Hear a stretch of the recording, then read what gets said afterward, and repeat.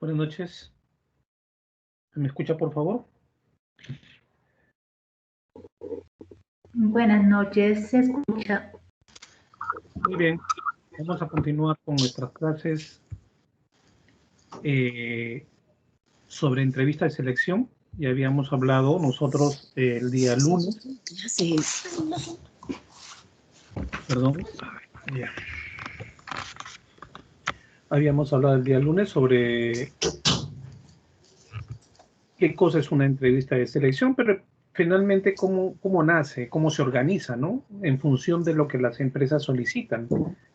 Y que una entrevista de selección no es lo mismo que una entrevista clínica, ni una entrevista educativa. Es totalmente diferente y requiere de una mirada diferente, como por parte del psicólogo o de la psicóloga. Habíamos visto las fases, pero también habíamos visto los errores que se producen en este tipo de entrevistas, teniendo en cuenta que el entrevistador, el psicólogo entrevistador, tiene que obtener la mayor cantidad de elementos de juicio objetivos, los más objetivos posibles, para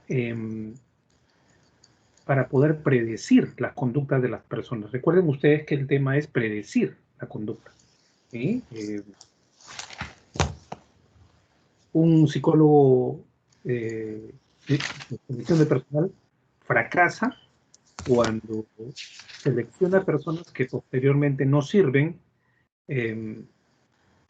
o no cumplen con los objetivos o se van de la organización o son despedidos por parte de la jefatura porque no se adaptaron o porque encontraron algún aspecto que no está bien. ¿De acuerdo? Entonces, hay que tener mucho cuidado con eso. El tema de la selección de personas es bastante complejo y muy importante para las empresas. Si tú te equivocas en otra área, por ejemplo, probablemente no tengas tantos problemas como en una empresa, puesto que la empresa te va a reclamar inmediatamente, ¿no? Muy bien. Dina, por favor, cierra tu micrófono. Y habíamos estado hablando de los errores, ¿no? Hemos visto la cantidad tremenda de errores en las que cae el psicólogo o la psicóloga. Bueno, cuando hablo de psicólogo, por favor, estandarícenlo porque según la Real Academia de la Lengua Española, se debe utilizar este término para hablar en líneas generales. Lamentablemente no estoy en condiciones de repetir a cada rato psicólogo, psicóloga, entrevistador, entrevistadora. Desde mi punto de vista es una pérdida de tiempo, teniendo en cuenta que nuestro lenguaje ya autorizó y siempre he tenido eso. Con eso no quiero decir que estoy discriminando.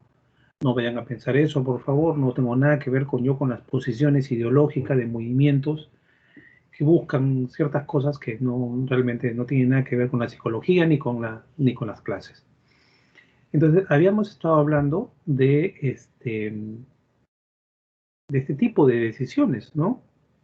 Y nos habíamos quedado en este tema, en esta diapositiva, en la decisión final, ¿no?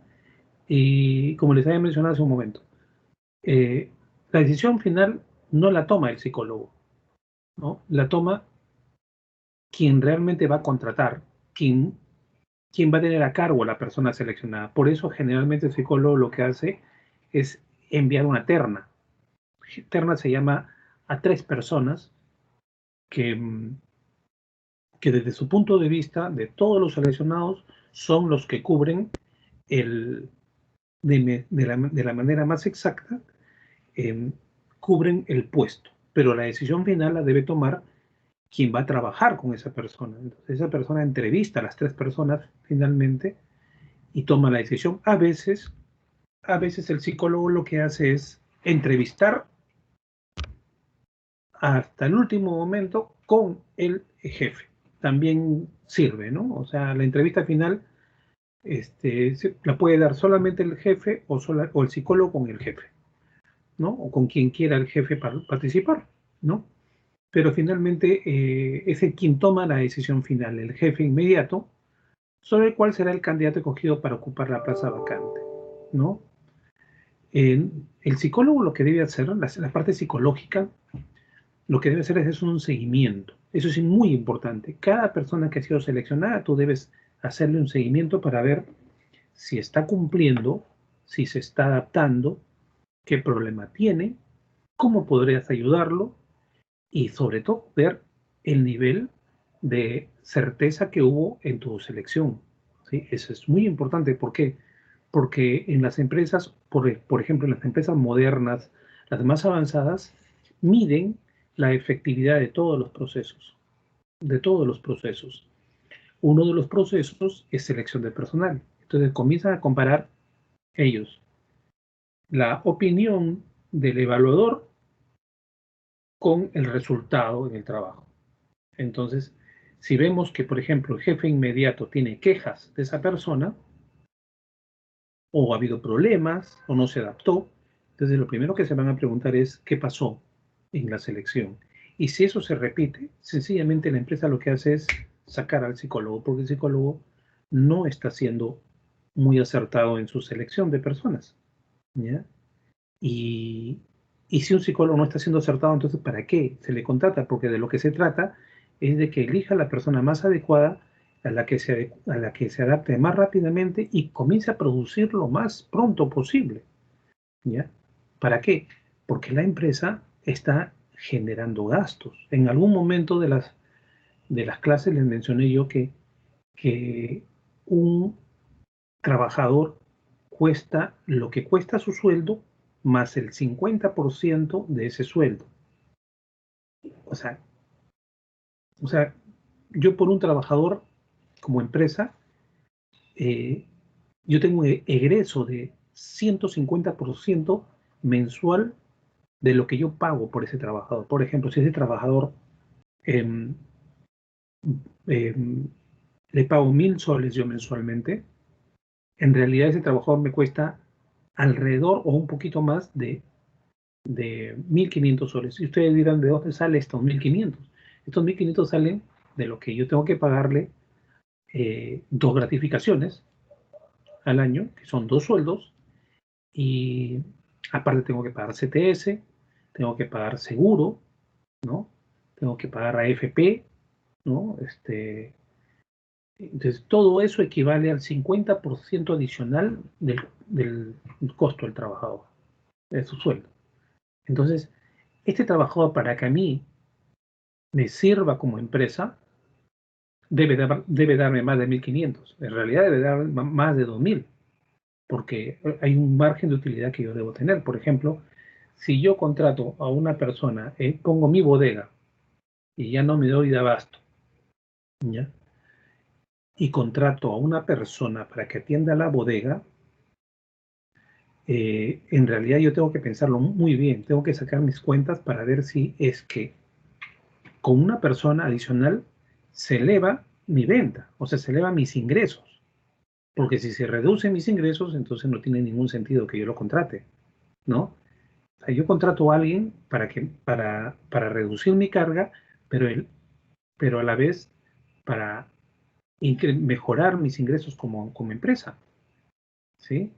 Claro, rentabilidad, ¿no? La rentabilidad es importante, o sea, eh, a algunos no les gusta la palabra rentabilidad, pero es así, o sea, tú pones tu bodega, pones tu ferretería, o pones una empresa o pones ventas de marcianos, de helados en tu casa, tú lo que tienes que, tú todo lo haces por rentabilidad, no lo haces porque seas capitalista, imperialista, explotador, liberal, neoliberal, no, o sea, lo haces porque quieres generar tus ingresos, ¿no?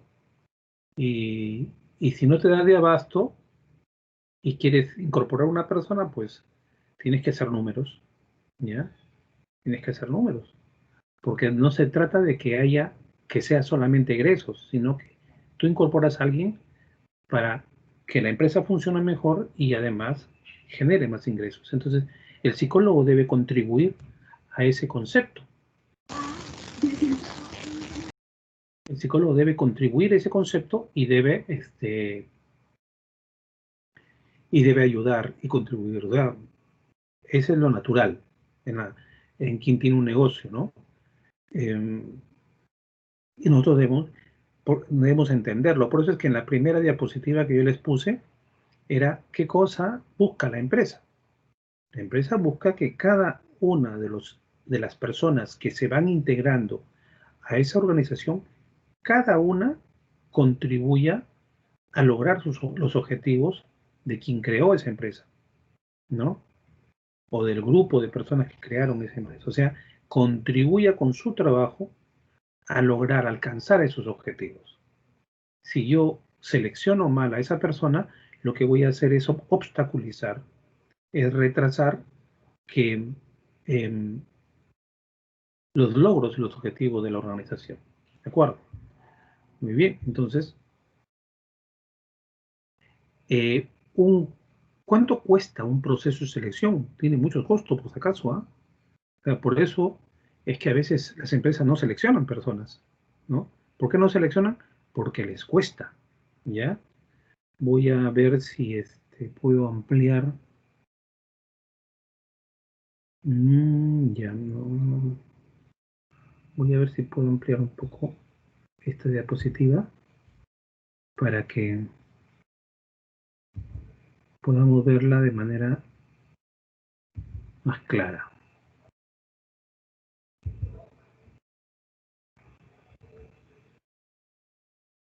Ya.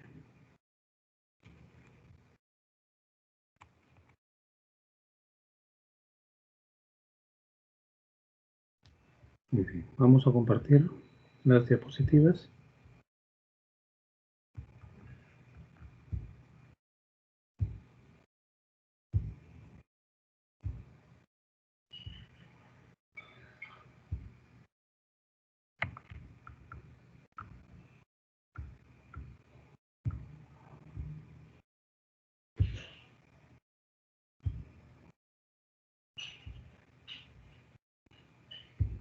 Ahora estoy ampliando la diapositiva.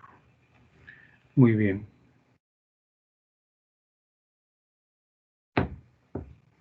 Aquí en la parte derecha ustedes pueden ver mi cursor, que es todo lo que se hace para la contratación de un empleado. Todos los costos de la contratación de un empleado. Todos, cada uno, ¿no? Y se van a dar cuenta que esto solamente es para selección de personas, ¿no? Todo lo que se gasta en la selección y en la contratación. Y se dan cuenta que si su sueldo es 685, 1.584 es el costo total de contratación por todo el proceso y por lo que podría costar una persona, ¿no? Y hay otros costos, ¿no? Hay otros costos, por ejemplo, los honorarios de las agencias de reclutamiento y selección. O sea, si yo no lo quiero hacer con mi gente, sino que contrato a una empresa, esa empresa me va a costar, me va a cobrar. También me va a cobrar no me va a cobrar el tiempo del gerente de recursos humanos y el analista de recursos humanos que se involucra a preparar el proceso de selección, se llama horas hombre, o sea, cuántas horas distrae de su trabajo para esta selección. Eso se incrementa el costo. Otros costos de reclutamiento, que son el psicólogo, el aviso en los periódicos, ¿no? Los gastos de energía en los que se incurre, ¿no? Esas cosas, ¿no? El tiempo ocupado para capacitar y supervisar al empleado que se contrató, por ejemplo, ¿no? Porque una persona que ingresa a trabajar no puede sentarse a trabajar directamente, o sea, lo que tiene que pasar es el proceso de entrenamiento. Y ese proceso de entrenamiento yo lo estoy pagando. O sea, esta persona, por ejemplo, tiene un entrenamiento de 15 días, o sea, de su sueldo que vale 1.000 soles, 500 soles de su sueldo ya me está costando pagarlo. Ya me está costando de su sueldo porque no está produciendo nada. Aparte de que estoy involucrando a gente que lo va a capacitar. ¿Cuántas horas de esas personas están utilizándose en esa selección, en esa capacitación? Luego viene el salario pagado, ¿no? A empleados improductivos. ¿ya? Personas no es que sean malas, personas que no producen porque están dedicadas a la selección. Indemnización por la terminación de relación laboral del antiguo trabajador. Es una plata que se va. Las oportunidades de negocio perdidas por la empresa porque ese trabajador no está haciéndolo adecuadamente, ¿ya? Entonces, si se dan cuenta, eh, hay costos, ¿no? Hay costos. Por eso es que mucha gente no quiere pagar un psicólogo que seleccione personal, ni un grupo de personas que seleccione personal, porque sencillamente es un costo que se va y que no regresa, a menos que pueda regresar, a menos que tú hagas una buena selección. Entonces, incorpores una persona que rápidamente se adapte, sea muy inteligente, que produzca mucho y que realmente pueda obtener una persona que en el corto plazo está retribuyendo a la empresa lo que la empresa gastó en él. Entonces, si se dan cuenta, este tema de proceso de selección este, no es no es muy sencillo para las empresas. Las empresas no quieren gastar, no quieren gastar, ¿sí? Ellos ya recomiendan, dicen, mejor recomiéndame a alguien y yo lo incorporo. Pero ese recomendar trae muchos problemas, ¿no? Trae muchos problemas porque después se dan cuenta que le roban, que un buen día la persona no va a trabajar, abandonó y dejó plantado clientes, personas. Entonces, ¿por qué? Porque sencillamente se quiso ahorrar el costo de selección, ¿ya? Y vamos a ver nosotros qué pasa dentro de la entrevista de la selección, ¿ya? Una entrevista de selección se divide en tres, ¿ya? En tres etapas. Una etapa inicial, que es sensibilización, que es adaptación, que donde se procura que la persona entrevistada se sienta bien para que pueda responder bien. A nosotros lo que nos interesa es que esta persona se sienta bien en la entrevista para que pueda responder adecuadamente. No nos interesa como en algunos casos ponerlo en problemas. ¿Para qué ponerlo en problemas? Porque algunos que se burlan, hacen tonterías, dicen que para medir su tolerancia, eso es una tontería. Lo que nosotros queremos no es saber tolerancia, queremos medir si esta persona va a producir o no. ¿Ya? Luego de romper el hielo viene la cima. La cima viene a ser ya las preguntas clave, ¿no? Las preguntas importantes que debemos hacer en la selección de lo que nos interesa. O sea, la carnecita está en el centro de la entrevista.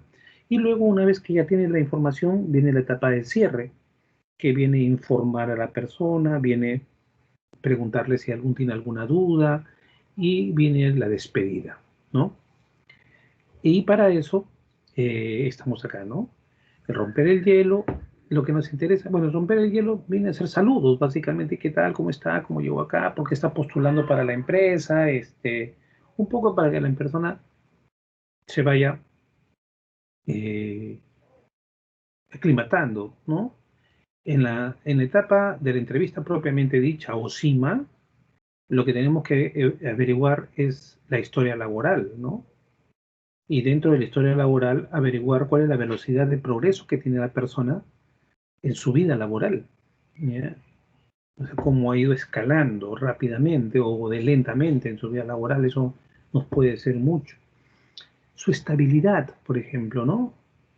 Hay muchas personas que están cambiando de empleo en poco tiempo, entonces son muy inestables y las empresas no quieren gente inestable, quiere gente que se quede con ellas. ¿Y por qué quiere que gente que se quede con ellas? Porque simple y llanamente cada proceso le cuesta.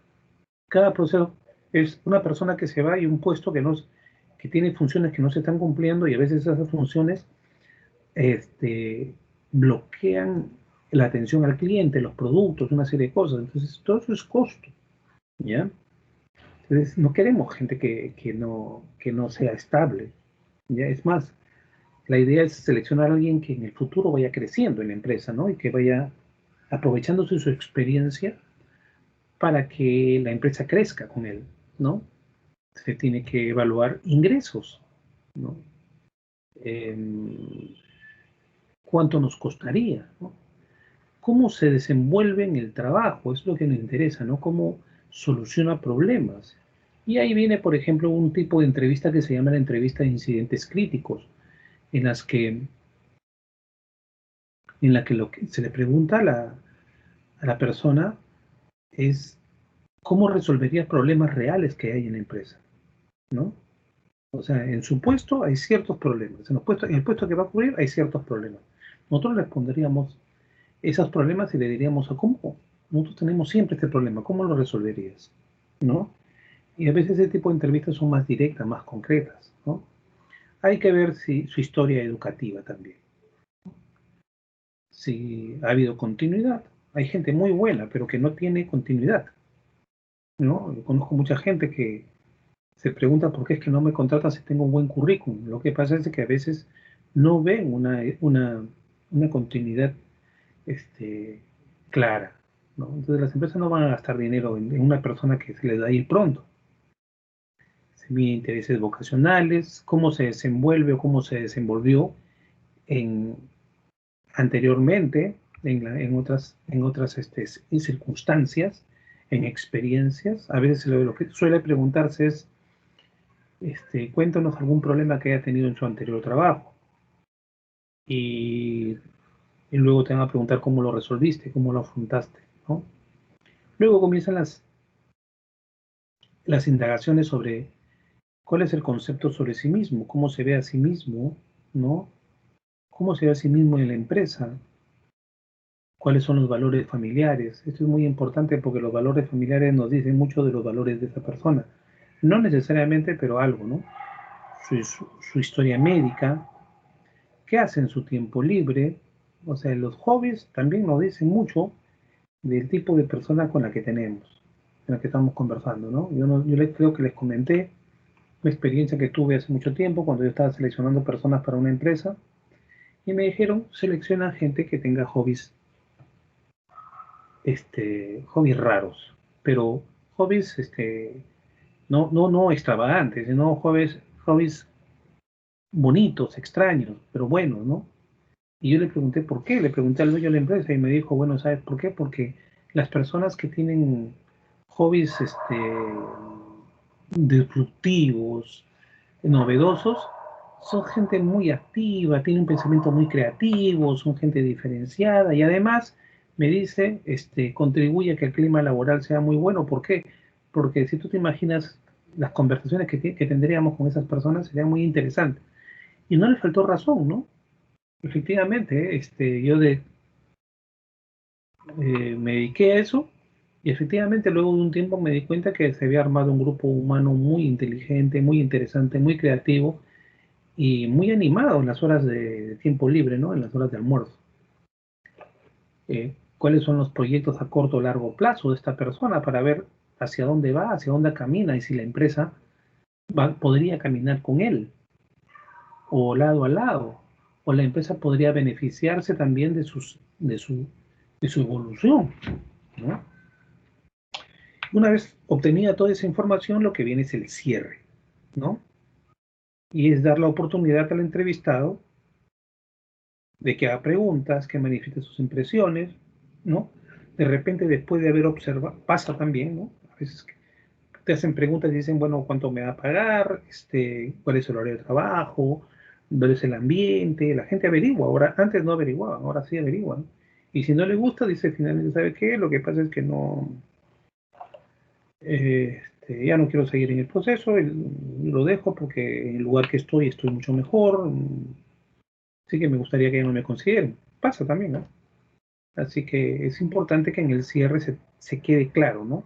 ¿Por qué? Porque a veces que tú lo seleccionas y cuando los llama ya no te contesta. Algo no les gustó de tu empresa. Luego viene el informe de la entrevista, que debe ser redactado por el entrevistador. Apenas termina la entrevista, dice ahí. ¿Por qué? ¿Y por qué apenas? Porque simple y llanamente la experiencia nos dice que, que si nosotros dejamos para después las cosas, van a haber detalles muy importantes que no vamos a recordar, ¿no? Que no vamos a recordar. Y puede haber una, una, una ausencia de información clave en la selección, que puede servirme mucho para el jefe, para quien va a tomar la decisión, ¿no? Muy bien, hasta acá alguna pregunta, algún comentario, algo que no haya quedado claro, algo que quieran ahondar. Ujú. Muy bien. Este salón cada vez está más mudo. Ya recibieron sus notas. Deberían estar felices, me imagino, ¿no? ¿Mm? Ese es el motivo del silencio. ¿Otra vez? Otra vez, caracho, pero estas, o sea, ni si pongo pruebas objetivas, que son las más sencillas, o si pongo pruebas de preguntas, igual va a pasar, por lo que veo. Eh, ¿Mm? una observación, Sí, bueno, las pautas que nos ha dado, como usted lo manifiesta, son para empresas modernas, para empresas que tienen un propósito fijo y el afán de lucro, de ganancia, claro, es la prioridad. Estaba haciendo un contraste con la entidad pública, ¿no? Tal vez ahora que se implementa esto de personas especializadas en selección o personas, en este caso son los psicólogos, tal vez en algunos casos, por ejemplo, yo puedo hablar de la entidad pública porque desde muy joven estuve involucrada un poco en ello. Cuando seleccionaba personal, por ejemplo, en la universidad, en la UNAPUNO, yo recuerdo, pues, no, que sí, la inversión es fuerte, el gasto es fuerte, usted lo dijo, pero si fuese una postulante que no estoy enterada de ello, pues diría pues, que es nada. Yo recuerdo que está ahí el rector, vicerrector, jefe de economía, contabilidad, todas las áreas y una solita se enfrenta ahí. ajá, Luego de la entrevista, el jefe de personal dice, no, bueno, o sea, un comentario que alguna vez escuché y dice, no, duden sus respuestas, ya, y etcétera. Entonces tomaba el rol de psicólogo. Ahora que estoy en la entidad como docente, no se refiere mucho a ello, salvo ahí implementan GEC, colegio GEC, un psicólogo para tratar estudiantes, más no para la selección. Para la selección generalmente es un examen general y según el orden de mérito ingresas. Ahí no se evalúa de manera personal, ¿no? Las capacidades mentales o tipo de personalidad que tengas, salvo alguna vez han puesto unos ítems muy interesantes. Después de eso ya no ha habido mucho. Entonces, para concluir, creo que es necesario que se implemente ese tipo de forma, ¿no? De seleccionar el personal porque eh, apoyaría mucho en todo aspecto. Si se trata de docencia, por ejemplo, que tenga unos rasgos y un perfil, y el perfil que quiere formar, por ejemplo, el Estado peruano, ¿no? Un ciudadano, eh, a lo próximo, un ideal de ciudadano peruano sería muy interesante. Solo ese comentario. claro. Lo que pasa es de que la empresa privada ha llegado a un punto en la que no se puede dar el lujo de incorporar a cualquiera en un puesto, teniendo en cuenta que las empresas no tienen sobredimensión de personal, tienen el personal exacto, el personal necesario, el puntual, no tienen ni más ni menos. Entonces, con el poco personal, con el mínimo personal que ellos seleccionen, con eso tiene que funcionar la empresa. Por lo tanto, cada una de las personas que ingresan a ese puesto, a cubrir un puesto, deben ser las personas idóneas. No puede ser cualquiera. En el Estado entra cualquiera y bueno, los exámenes son un filtro importante, pero si se das cuenta después dentro, te das cuenta de que hay personas que tienen posiciones diferentes, perspectivas diferentes que influyen sobre el trabajo, ¿no? Gente que trata mal, por ejemplo, al público, ¿no? O sea, ha pasado un examen, pero trata mal al público. Así es. Entonces, eh, en todo nivel. Entonces, el Estado, las empresas públicas no invierten mucho en eso, pero sin embargo, esa es la causa de que haya tan mala imagen en la empresa pública. Y la empresa privada lo que busca es que el cliente esté satisfecho, esté contento. ¿Para qué? Para que vuelva a comprar. Porque la empresa sobrevive del cliente y con sus compras. Entonces, para que compre y para que esté satisfecho, tiene que ser atendido por gente idónea. Entonces, no se pueden dar el lujo de que cualquiera pueda entrar. No se dan el lujo, no se pueden dar ese lujo.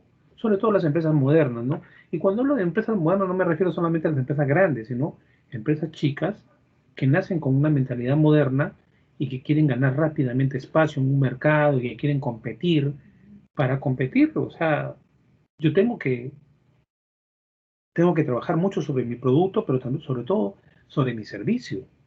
Entonces, el servicio lo dan las personas, ¿ya?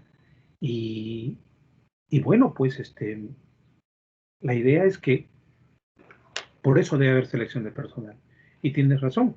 O sea, el Estado debe preocuparse por seleccionar las personas que van a integrar cada uno de sus puestos. De esa manera, por ejemplo, en Estados Unidos, la persona que ingresa a trabajar para el Estado es la persona es una persona bastante seleccionada, gana muy bien ahí trabajando por el Estado, porque pasan muchos filtros.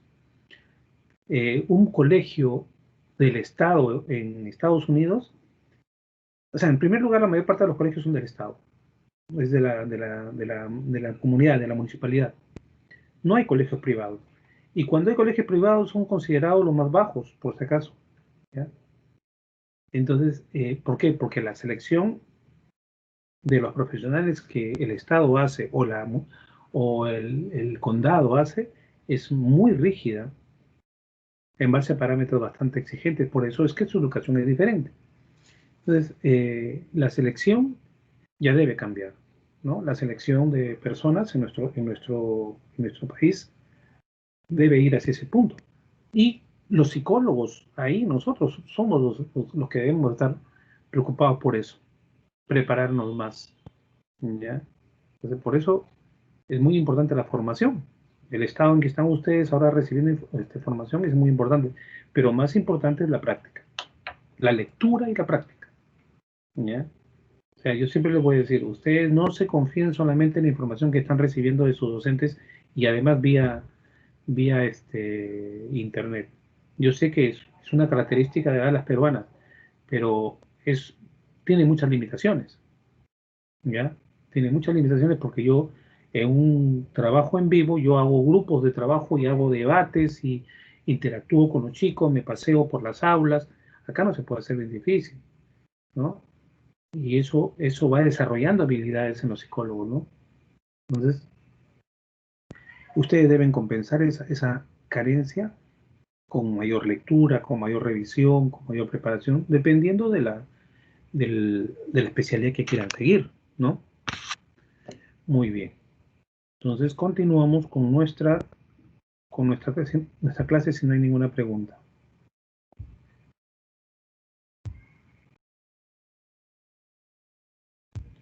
Vamos a abrir nuevamente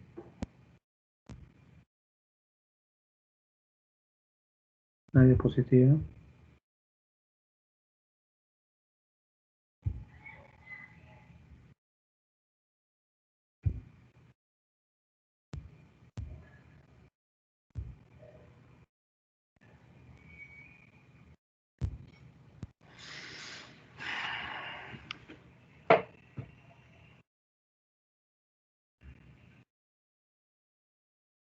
A ver, de todas las personas que están presentes, solamente veo a 3 que han conectado sus cámaras. Por favor, enciendan sus cámaras, ¿ya? 2, 4, 6 presentes. A ver, siempre hay 6 presentes, pero me parecen 84, 85 en los exámenes. A mí me sorprende eso porque hay gente que ni siquiera se aparece y solamente se aparece para los exámenes. Me parece bien extraño eso.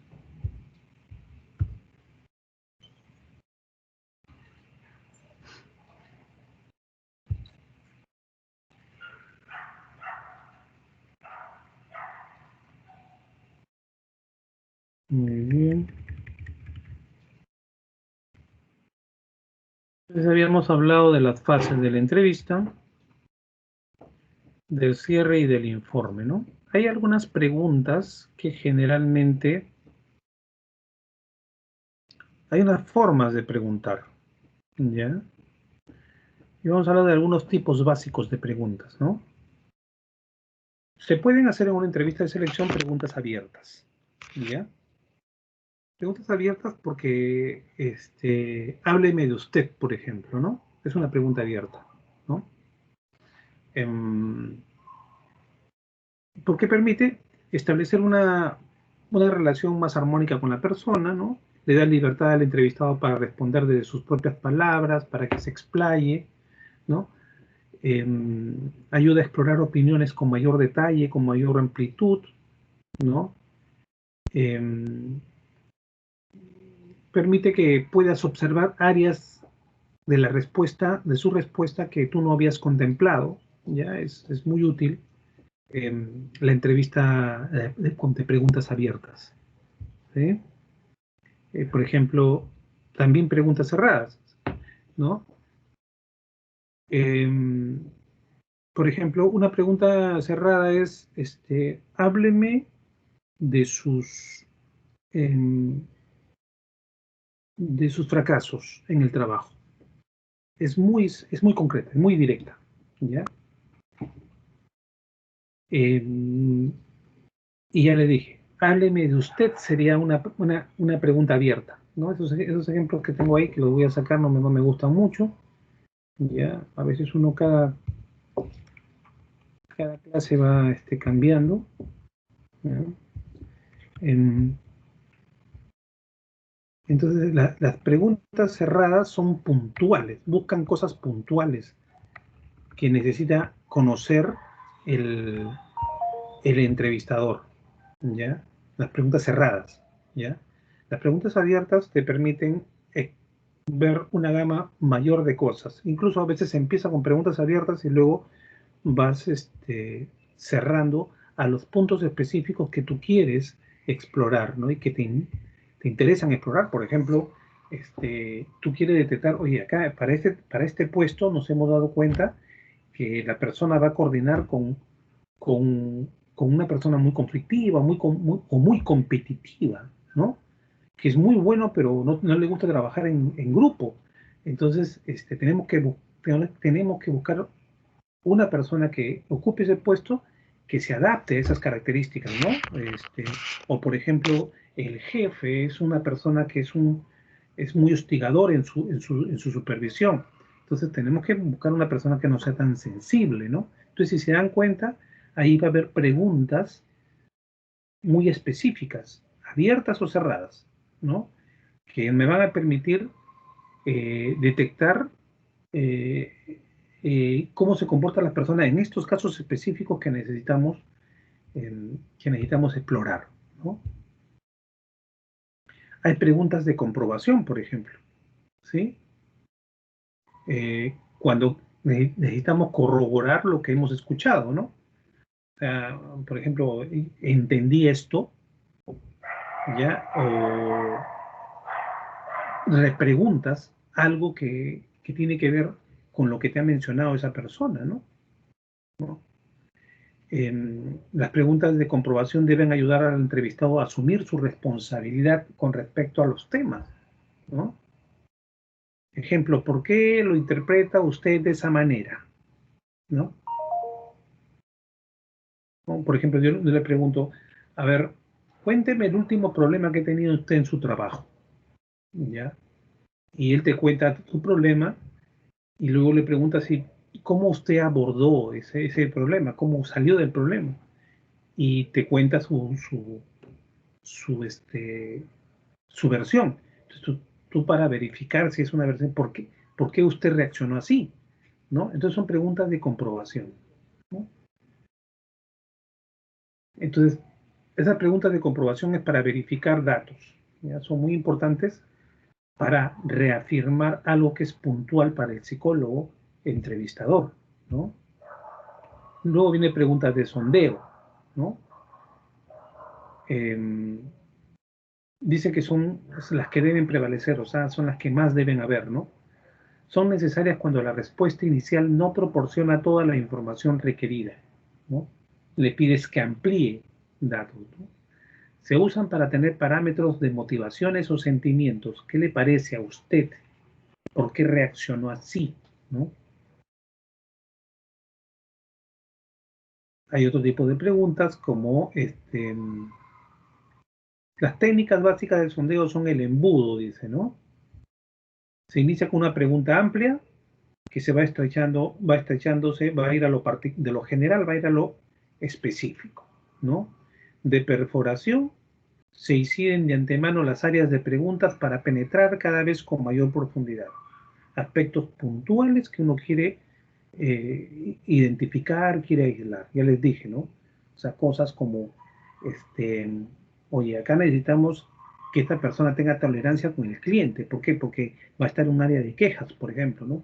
Y quiero saber cómo reacciona frente a quejas. Qué tal tolerancia tiene esta persona? Porque en quejas es bien difícil, ¿ah? Por ejemplo, hay clientes que vienen sumamente alterados y quieren pegarle, le mientan a la madre a las personas. Los insultan, ¿no? Y por teléfono, nomás ustedes a ver cuando les falla el teléfono, no, no vino la luz, quieren averiguar cosas y la respuesta que te dan te sacan de quicio, a veces uno maltrata a la persona que está al otro lado, ¿no? Y esas personas reciben 350, 400 llamadas diarias. Imagínense ustedes que el 50% sean de maltrato. ¿Cuánto tiempo tú aguantarías cuántos días aguantarías en un puesto así? Entonces, ahí vienen las preguntas de embudo, de perforación, para sondear bien quién es la persona que va a entrar y va a cubrir este puesto, ¿no?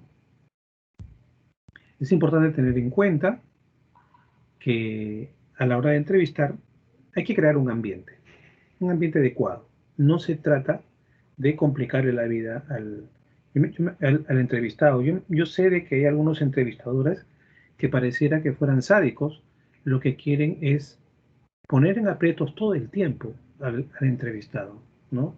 Les hacen preguntas complejas, o sea, es tontas, ¿no? Yo no sé qué piden, honestamente, porque a ver si usted tiene que se encuentra bajo la lluvia, ¿a quién recoge usted? ¿A su abuelita? ¿A la chica, la enamorada? ¿O a la... No, o sea, por favor, ¿ya? Eso dice mucho de la falta de preparación. Tus preguntas deben ir orientadas a poner a la persona más idónea ahí, ¿ya? Del puesto. Entonces tiene que ver con funciones del puesto, ¿no? A menos que tú quieras poner una persona que se va a encargar de poner acertijos en el teléfono, ¿no? Entonces ya, o sea, tiene que ser un capo en acertijos, ¿no? ¿No? Pero muy poco, yo no creo que haya eso, ¿no? Entonces, de lo que se trata es que la persona se sienta bien porque probablemente sintiéndose bien puede responder mucho mejor que estando tenso, ¿no? Hay que explicar de qué se trata, qué puesto va a ocupar, ¿no? Cuánto tiempo va a durar la entrevista, ¿ya? Explicarle lo que va a pasar, ¿no? Hay que preparar las preguntas con anticipación, ¿ya? Es muy importante preparar las preguntas con anticipación, pero eso no quiere decir de que tu entrevista sea tipo cuestionario, tipo examen oral, ¿no? Sino que vayas saliendo tus preguntas de acuerdo a la conversación, ¿no? Plantear preguntas claras, concisas y específicas, ¿ya? Entonces, queremos ver que una persona también sea clara, concisa y específica. Siempre reaccione positivamente a las respuestas con tono alentador, ¿no? No se trata de calificar está bien o está mal, es una persona que tiene una forma de pensar y hay que evaluar si es que lo que nos está respondiendo eh, puede ser debido a algo específico, ¿no? Hay que averiguar mucho, ¿no? Considere detenidamente las respuestas antes de reaccionar. Hay veces que yo me he encontrado con jóvenes en que he entrevistado que son muy inteligentes y me han dado respuestas que a mí mismo me han sacado del cuadro. No recuerdo en estos momentos de algunas porque ya se me pasó tanto tiempo. Y si yo fuera una persona cerrada, yo diría, este tipo está loco, ¿no? Pero realmente me daban respuestas que eran muy, muy creativas, ¿ya? Y eso, pues, es bueno, ¿no? ¿Ya? Usa el silencio cuando sea apropiado, o sea, ¿qué implica? Que cuando la persona está hablando, tú te puedes quedar callado incluso para que puedas seguir hablando, o el silencio puede ser muy útil para que la persona diga cosas que todavía no ha dicho, un poco que se sienta comprometida a hablar más, porque mi silencio te está diciendo que no te estoy entendiendo bien, probablemente, ¿no? Entonces el silencio se usa como un recurso, como un estímulo, como un reactivo muy bueno, ¿ya? Sondee para obtener información adicional cuando sea necesario, ¿sí? Siempre pregunte más, las preguntas de sondeo, ¿no? Verifique la comprensión del entrevistado resumiendo o haciendo preguntas reflexivas, ¿ya? O sea, sí, es un tema muy interesante la comprensión. Cuando un chico, una persona no te está entendiendo tus preguntas, hay dos cosas. O tú estás planteando malas preguntas, o es una persona que no tiene una capacidad de comprensión adecuada, o los nervios le están impidiendo entender bien la respuesta, las preguntas. Entonces eso ya nos está diciendo algo, ¿no? Por eso es muy importante. La entrevista te da muchos elementos de juicio para avanzar. Muy bien, ya yo les dejaría algunos temas, pocas adicionales. Este tema de selección por competencia ya no entraría al examen. O revísenlo, por favor, mejor revísenlo y este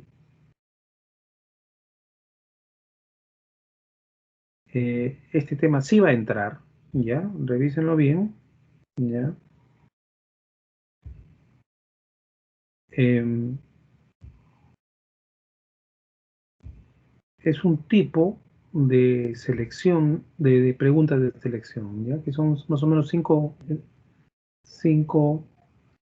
este, cinco diapositivas. Les recomiendo que vean estos dos videos. Estos dos videos les va a ayudar a entender muy bien la última parte de esta diapositiva. Véanlos, o sea, primero lean todo lo que es entrevista de selección, que es esto de acá, selección por competencias, que son de la 23 a la 30, y luego vean los videos. Ya se los recomiendo para el examen. ¿Ya?